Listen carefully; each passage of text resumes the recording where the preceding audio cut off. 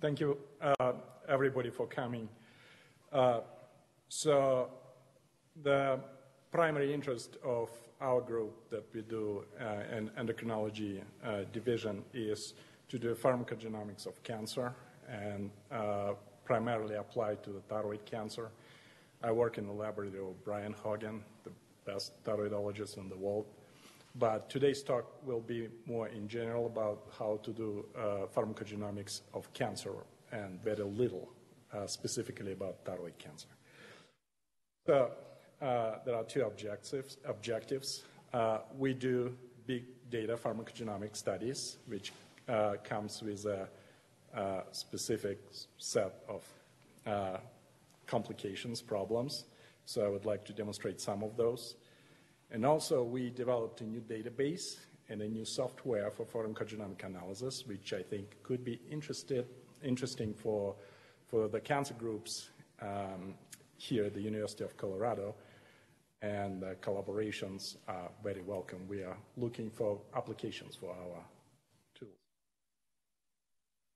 Most of the time, in the next 20 minutes, I'll speak of how to interpret those response curves.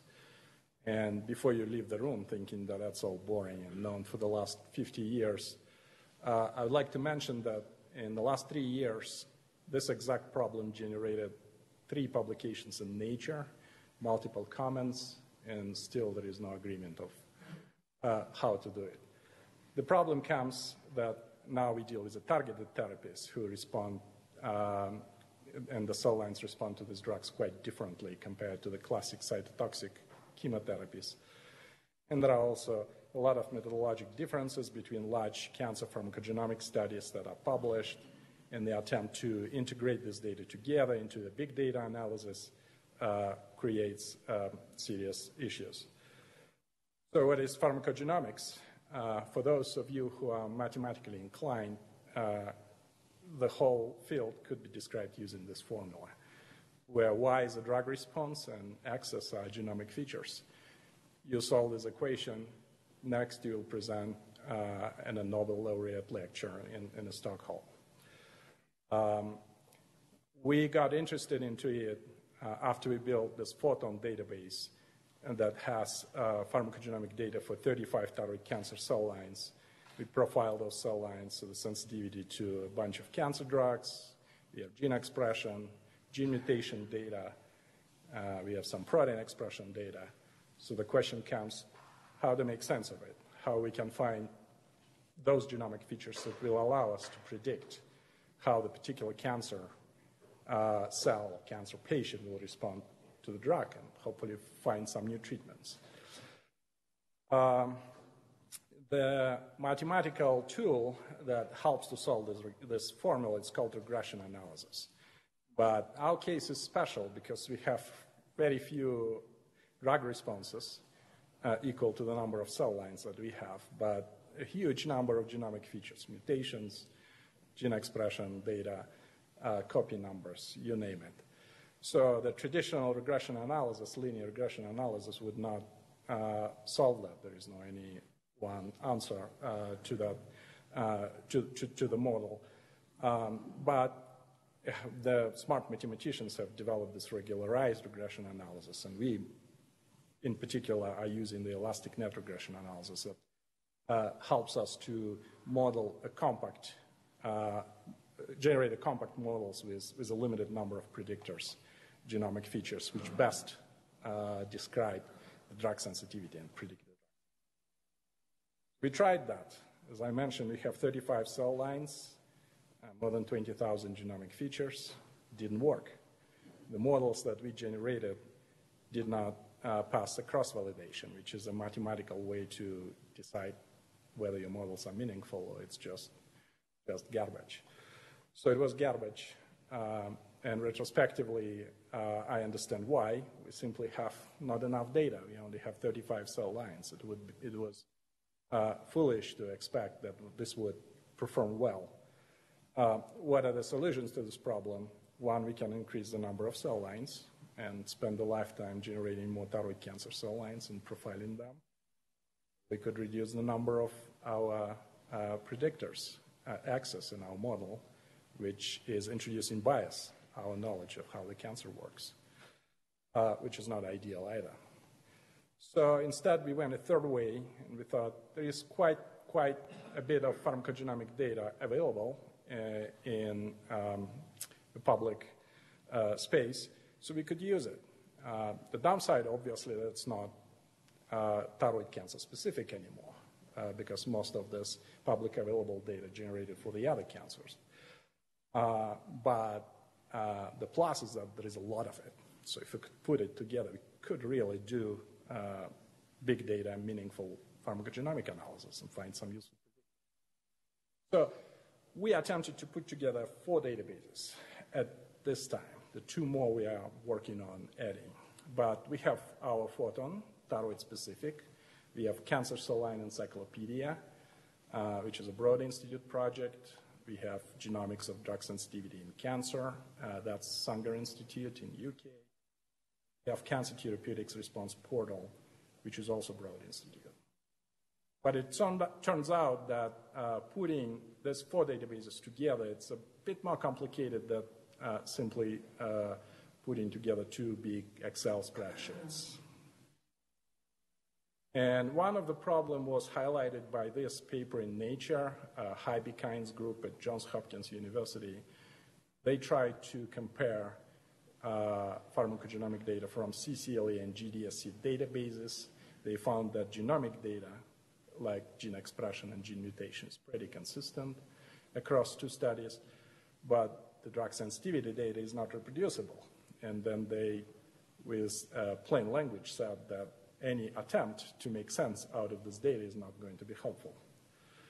And the authors of CCLA and GDSC shortly published another Nature paper that said, no, the agreement is actually pretty good. So where is the truth? And to find out what resulted in this inconsistencies, we had to go to the very, very core of drug sensitivity testing. We tried to understand how exactly they measured drug sensitivity, what drug sensitivity metrics they used. So this is the traditional dose-response curve for a cytotoxic drug, paclitaxel.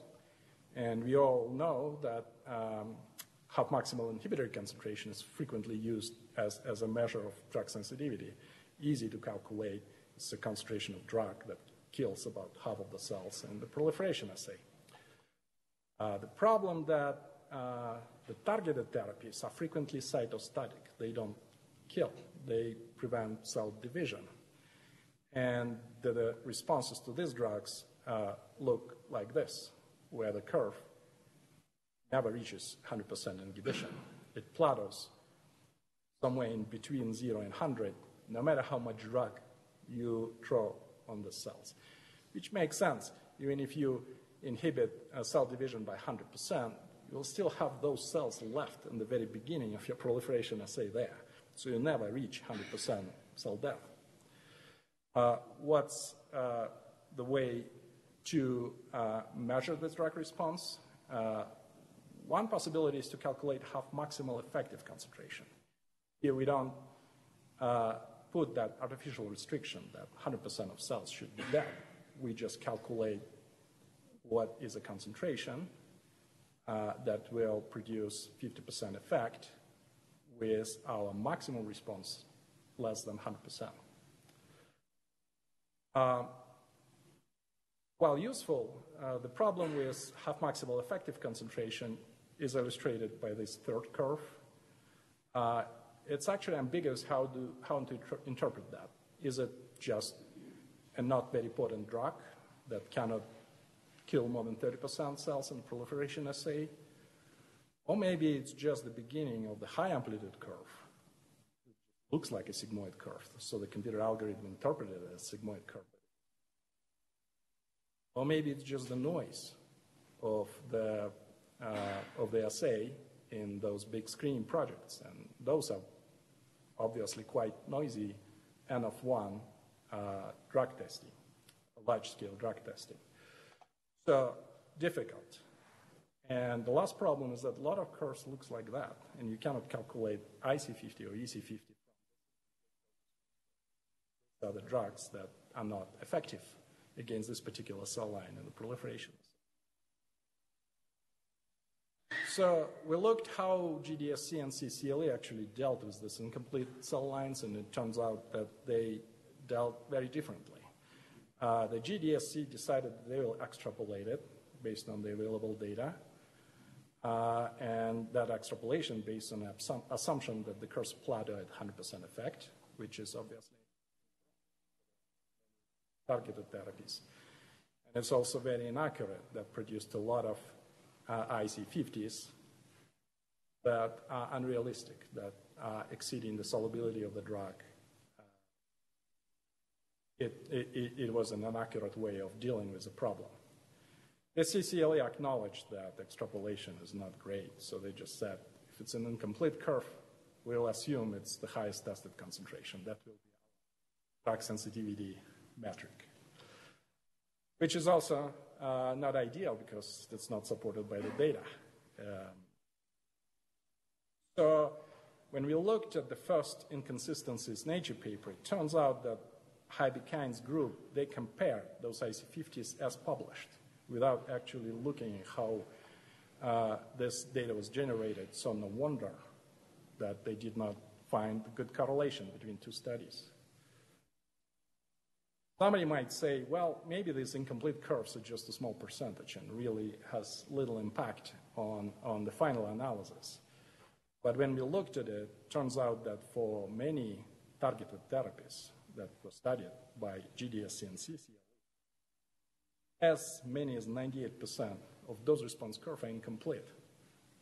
The drug is simply ineffective in an in vitro proliferation against the majority of the cell lines tested.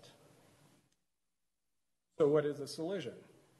Another attractive way to measure drug response is to calculate area under the dose response curve, AUC.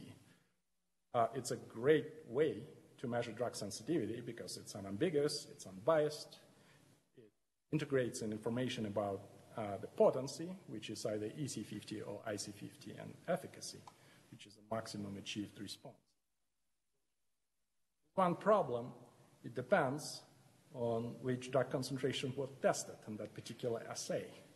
So here, if exactly the same curve would be analyzed by GDSC, it would rate an area under the curve of 0.13. Exactly the same curve analyzed by CCLE would produce an area under the curve of 0.58.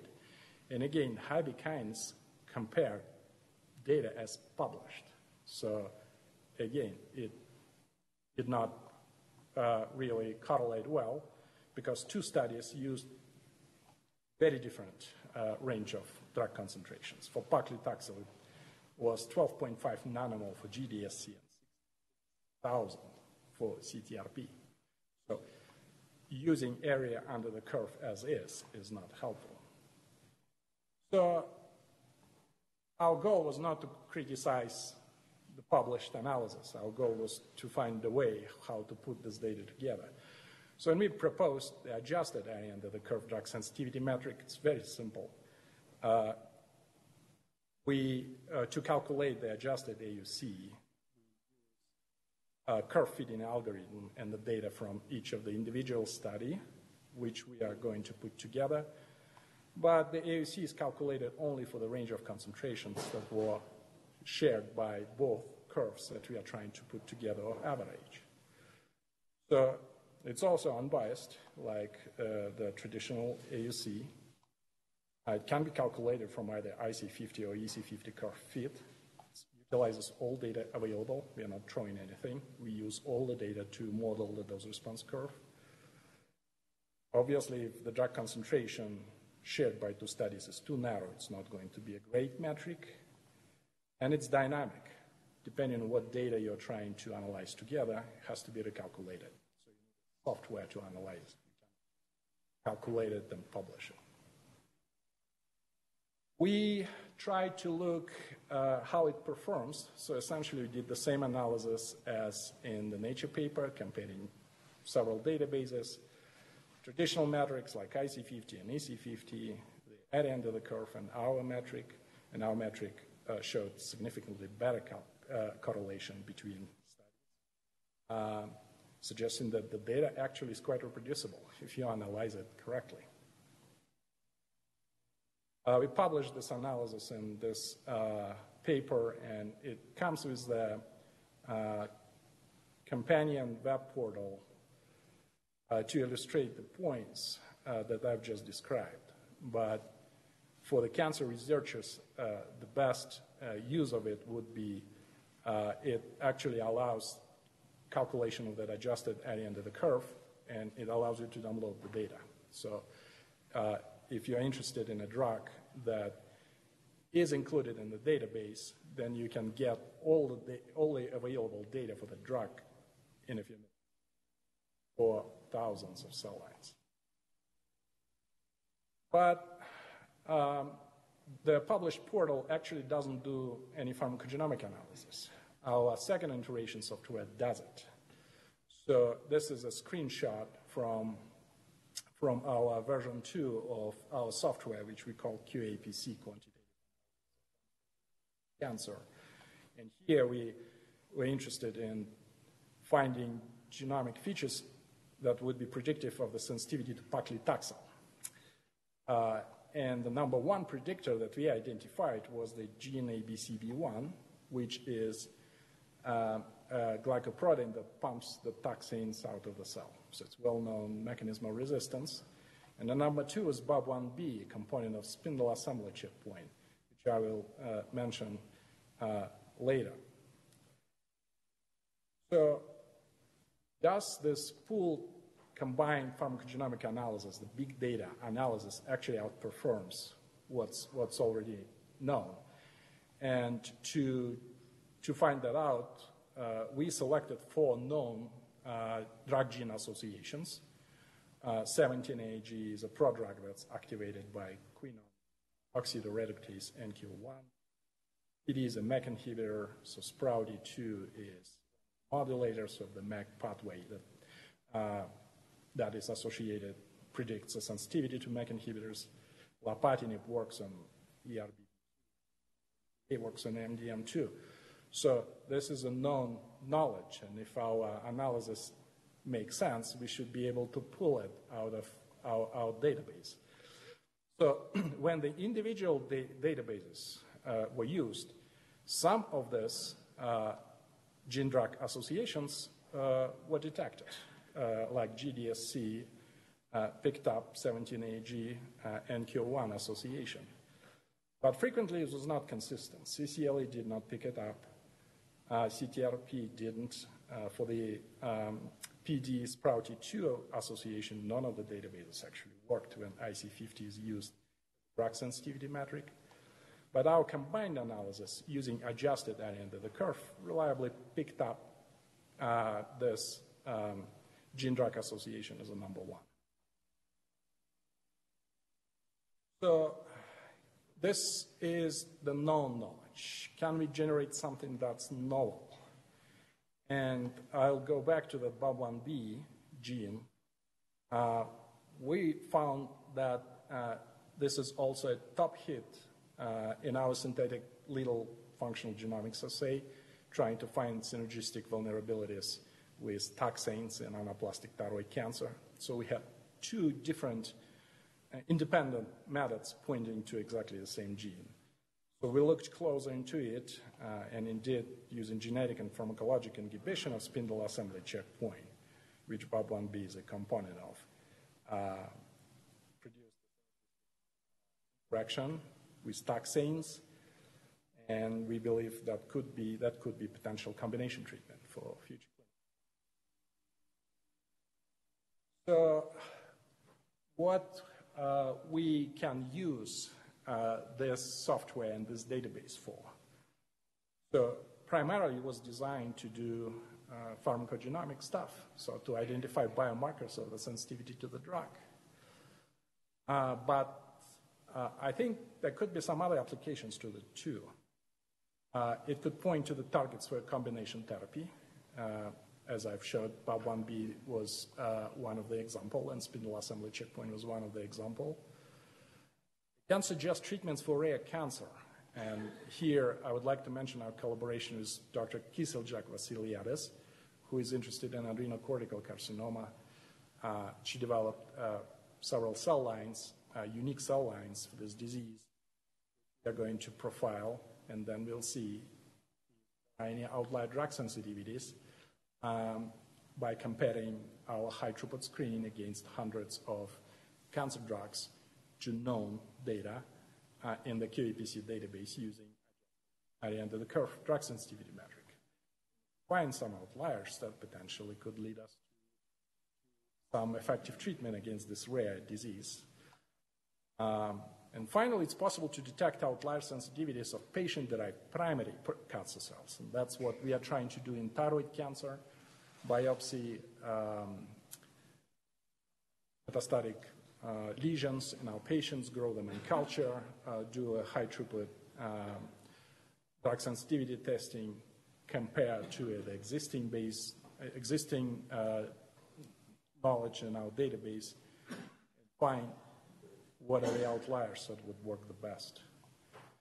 So if you think that this software and database could be useful for your research, collaborations are welcome. Email me, and we will see if it can be used for your purpose.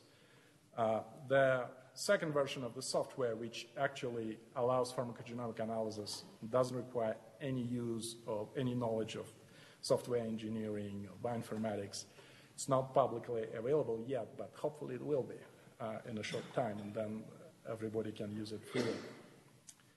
I would like to mention my collaborators, especially thankful to Brian Hagen, who is my mentor, and also we got support from a couple of foundations. Thank you very much for your attention.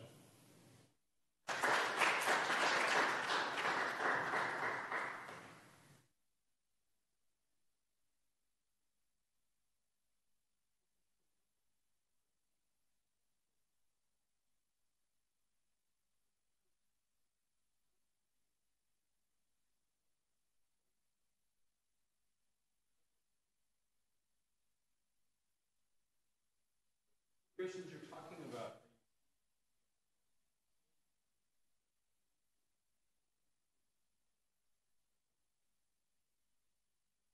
Well, the data that I showed was just done with gene expression data, but there is no restriction on what you can put into the model, what kind of data. So it could be categorical data like mutation data, and work as well. And does that?